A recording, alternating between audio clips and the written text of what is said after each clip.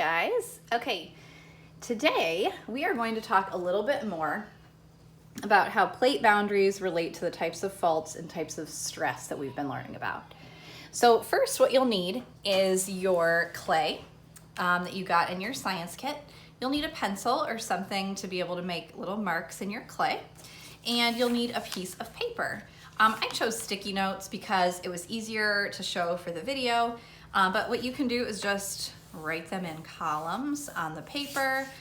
You can use note cards, you can use a napkin, you can use literally anything that you want to use. So here's what we're gonna do. We're gonna take these two tectonic plates and we are going to push them together, which is what happens at a convergent plate boundary. So we're gonna push these together. They may both move upward, or one may move under, which is what happens at a strike-slip fault. So here is a mountain range we see forming here. See that plate moving up over the top of the other, and we've got the mountain range. So what we're gonna do is draw our arrows. I'm gonna do this kind of backwards because it's the easiest way to do it with the clay. They're moving toward each other. We have compression happening here. They're compressing and moving together. We see a strike-slip fault, and we see a convergent plate boundary. Now at a divergent plate boundary, we know that they move apart from each other, so we're just gonna pull on the edges, just like Miss Snyder did with her Play-Doh, we're gonna do with our clay.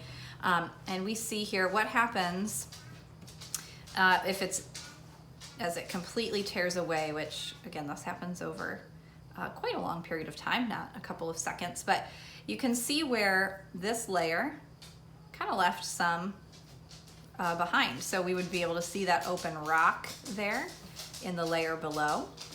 And this would be, if it hadn't pulled all the way apart, even if it was just, let's try again over here, we just see that tension happening.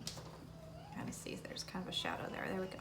So you see the tension happening in these divots in the earth. And then again over here, you would see that exposed rock underneath if this was the crust. And so that's what's happening at a divergent plate boundary. It is a normal fault, and the type of stress that we see is tension. Now at a transform plate boundary, we learned that these move past each other. So we take our pieces of clay here, and they just slide past each other. And we can see actually, if you do this, you can see at the surface, sometimes there will be pieces that of the edge that will move or tear off. And so what we're gonna do with these guys is draw our arrows. This one was moving this direction, and this one was moving this direction. So this is what we see at a transform plate boundary. They move past each other. We see that it's a reverse fault, and the type of stress we see there is shear. So we have transform, reverse, shear. We have divergent, normal, tension. And then we have convergent, strike-slip, compression. So we have each of these types of plate boundaries, types of faults, and types of stress that we see here.